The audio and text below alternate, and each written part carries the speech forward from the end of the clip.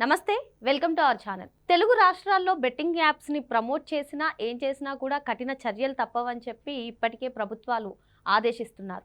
మరి ఇప్పటికే పలువురు సెలబ్రిటీ పేర్లు అయితే బయటకు వస్తున్నాయి. ఇందులో యాంకర్ శ్యామల పేరు కూడా వినిపిస్తుంది. మరి ఏం జరగనుంది తెలుసుకునే ప్రయత్నం చేద్దాం.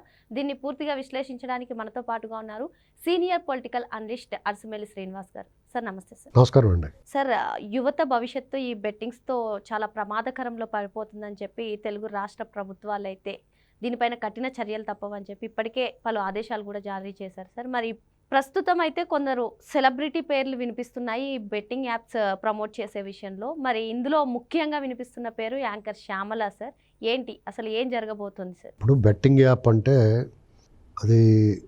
అదొక దుర్వ్యసనం అయిపోద్దండి. అంటే సరదాగా మొదలుపెట్టింది ఏదైనా సరే, ఈ పందెం అనేటువంటిది డబ్బు ఇన్వాల్వ్ అయ్యింది ఏదైనా సరే మిగతా వాటి కంటే చాలా ప్రమాదకరమైంది. అంటే ఇల్లు గుళ్ళైపోతూ ఉంటుంది అన్నమాట. ఏదైనా మీకు అంతు చిక్కని వ్యాధి ఉందనుకోండి, వాళ్ళు ఒక్కళ్ళే సఫర్ అవుతారు. కానీ ఇటువంటి దానికి బారిన పడ్డారనుకోండి యువత, వాళ్ళ కుటుంబాలు నాశనం అయిపోతాయి. ఆత్మహత్య చేసేసుకుంటారు, లేదా వేరే మార్గాల్లోకి వెళ్ళిపోతారు. అంటే డ్రగ్ ప్రెడలర్స్ కింద మారిపోతారు, దొంగతనాలు చేసేస్తారు, వృద్ధులైన తల్లిదండ్రులని లేకపోతే వాళ్ళ తాత మమ్మల్ని కూడా చంపేసే డబ్బు కోసం ఎంతకైనా తెగించేస్తారు. అంటే నేరాలన్నా చేస్తారు, లేదా తమను అంతమన్నా చేసుకుంటారు. లోతుకి ఎంత దిగిపోయిన తర్వాత దీనికి అంతు ఉండదు. ఎప్పుడైతే డబ్బులు పోగొట్టుకున్నప్పుడు ప్రతి ఓడికి ఏముంటుంది అంటే తిరిగి మళ్ళీ ఇంకోసారి రికవరీ చేసుకుంటాం అనేటువంటిది ఆశ అలాగే బతికిస్తూ ఉంటుంది అన్నమాట. ఇక నేర ప్రపంచంలోకి వెళ్ళిపోతారు మెల్లమెల్లగా. అటువంటి నేర ప్రపంచంలో యువతని ప్రయాణం చేయించే ప్రోత్సాహం వీళ్ళు చేస్తున్నారు, ఈ ప్రభావితం చేస్తున్నారు.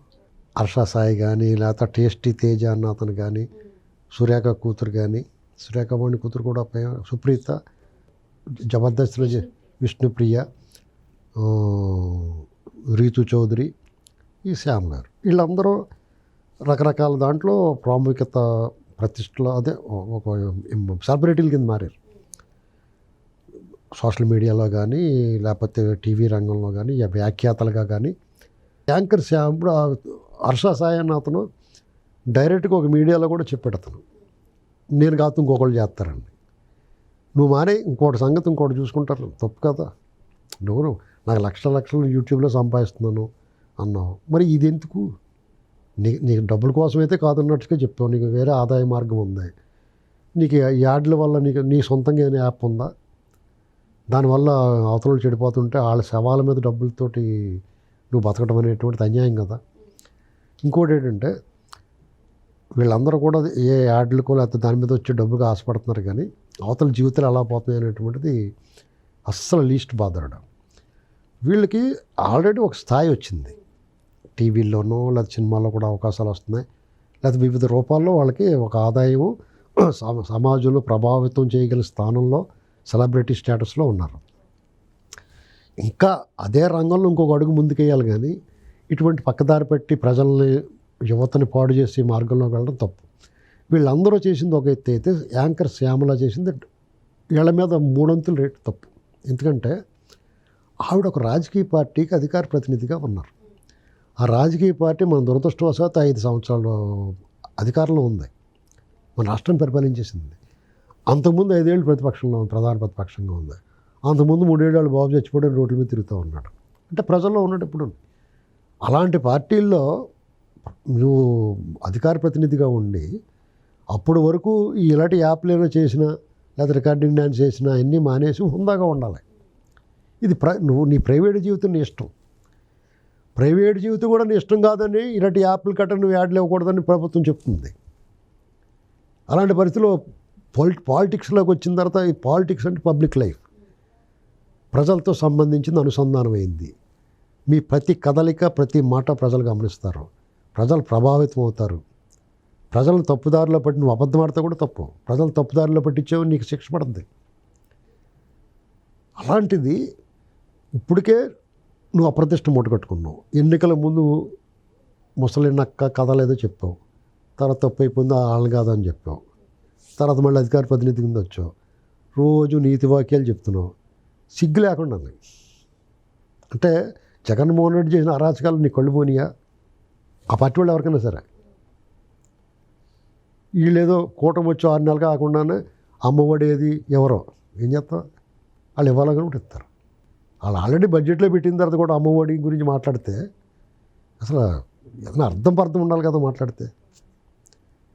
ఇవన్నీ కొంచెం ఆవిడ పట్ల జనాలకి, ఆవిడ కొంచెం యాంకర్గాను ఆ సినిమాలో యాక్ట్ చేసి వ్యాఖ్యాతగా చేసినట్టు అందరూ అందరూ బాబు అనుకుని చూసుంటారు అందరూ. బాబో ఇలాంటివి చేస్తుంది ఎట్లా బాబు అనుకుంటారు. అప్పుడు పార్టీలోకి వచ్చిన తర్వాత ఆవిడ శత్రువులు పెరిగిపోతారు. సినిమా హీరోలు కానీ హీరోయిన్లు కానీ ఇలాంటి యాంకర్లు కొంచెం అందంగా ఉన్నవాళ్ళు, వాళ్ళు అందంగా ఆ రంగంలో వినోద రంగంలో ఉంటే వాళ్ళకి మంచి పేరు డబ్బు అన్నీ వస్తాయి, ప్రజలు ఎక్కువ ప్రేమిస్తారు.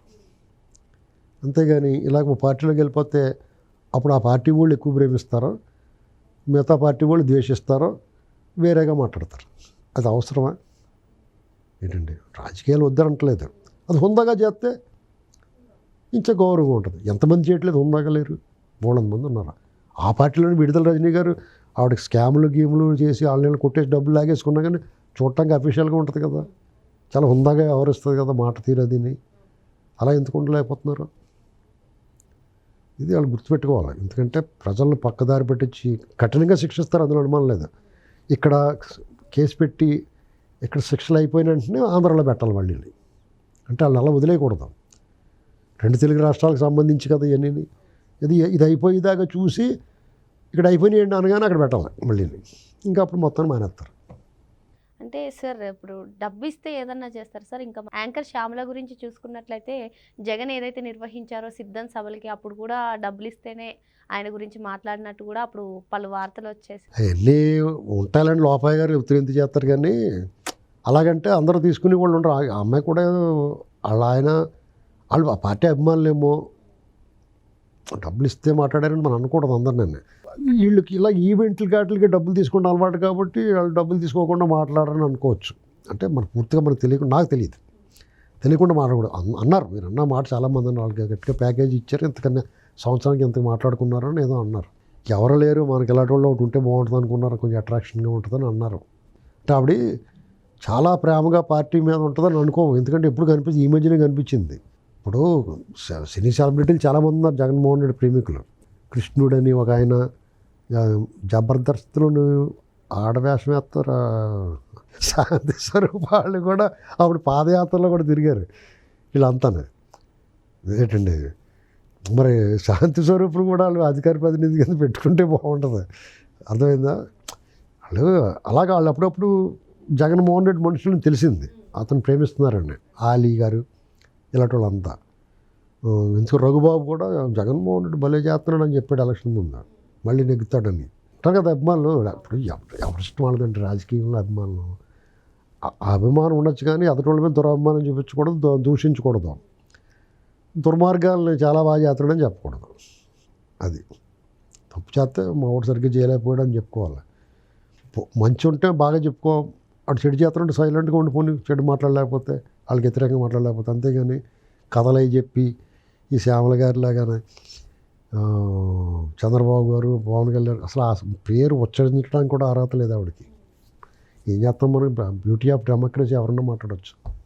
మరో అంశంతో మళ్ళీ కలుద్దాం. Thank you sir.